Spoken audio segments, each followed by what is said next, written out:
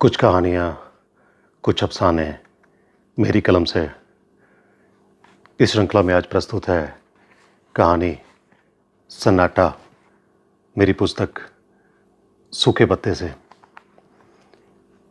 चारों तरफ खामोशी थी। पूरा गांव वीरान सा लग रहा था। हर तरफ एक अजीब सा गहरा सन्नाटा था। प्रदेश में चलते आतंकवाद से जनजीवन जैसे रुक सा गया था। धीरे धीरे सारे गांव इसकी चपेट में आ रहे थे। आए दिन किसी घटना से गांव भर में खामोशी छा जाती। गांव की पगडंडियां, चौपाल, खेत, खलिहान सब सांझ ढलते ही खामोश हो जाते। इस गांव की खुशहाली को जैसे किसी की नजर लग गई थी। अभी अभी की बात है जब सब मिल बैठते थे। होली, दिवाली, लोहड़ी पर तो जैसे सारा गांव खेल उठता। बच्चे बड़े सब नई नई रंग बिरंगी पोशाकों में हर तरफ दिखते। ढोल बजता तो गांव के सबके पांव थिरक उठते।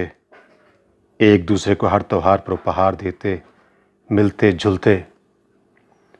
फसलें लहराती तो हर जन खुशी से लहराने लगता। लोक गीत गाए जाते, भंगड़े गिद्दे पर सब नाचते।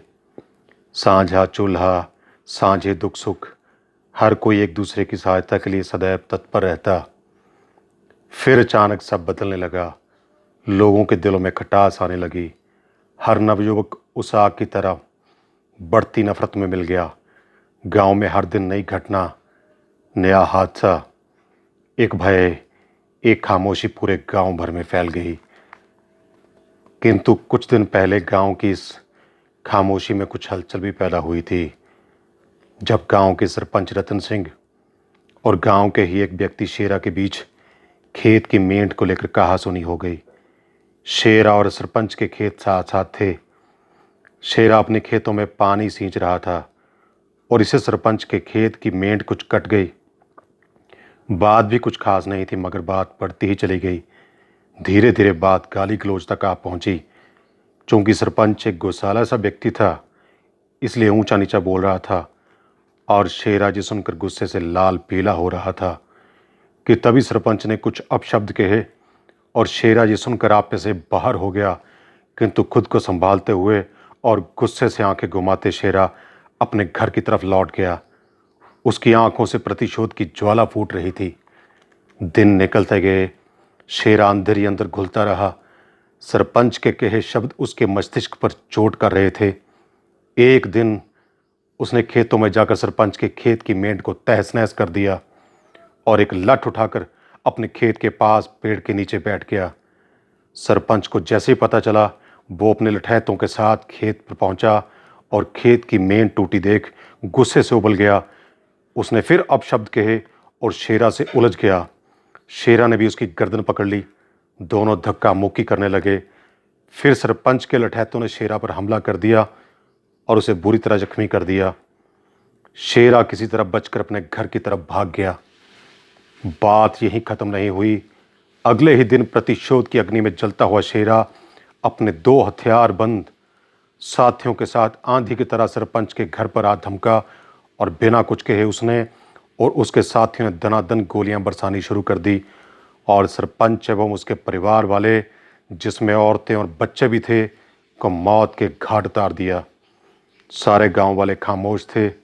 उनके मुंह बुत की तरह बंद थे। वे लोग सब जानते थे, किंतु अपना मुंह खोलने का सीधा मतलब मौत को दावत देना था। वहां हादसे वाली जगह को पुलिस ने घेर लिया था और आने वाली सुबह की अखबार में ये खबर भी छप गई थी कि कुछ हथियारबंद नकाबपोश आतंकवादियों ने सरपंच और उसके परिवार की हत्या कर दी। जिन लोगों ने आतंकवाद को बहुत नज़दीक से देखा, वो आज तक ये दृश्य भूल नहीं पाए। एक भय से भरे सब दिन रात जिंदगी रुक गई थी। हर किसी के चेहरे पर एक खामोशी पसरी रहती। कुछ तो असामाजिक तत्व थे जो इंसानियत के दुश्मन बन बैठे थे और कुछ वो लोग जिन्होंने अपनी निजी शत्रुता भी आतंकवाद की आड़ में अंजाम दी। ऐसी बहुत सी घटनाएं कभी सामने नहीं आई। इन सब को आतंकवाद की चादर उड़ा दी गई और इसी तरह शेरा और सरपंच वाली इस घटना भी आतंकवाद के नाम ही जड़ दी गई। बचपन अपने किवाड़ से झांकने का प्रयास करता, नई उड़ान भरने के लिए नन्ही आंखें बाहर निकलने को आतुर होती।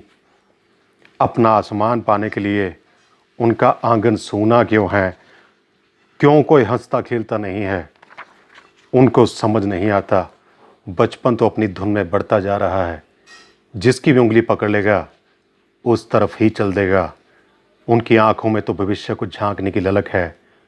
कोई लेना देना नहीं है कि क्यों छाई है खामोशी और गहरा सन्नाटा।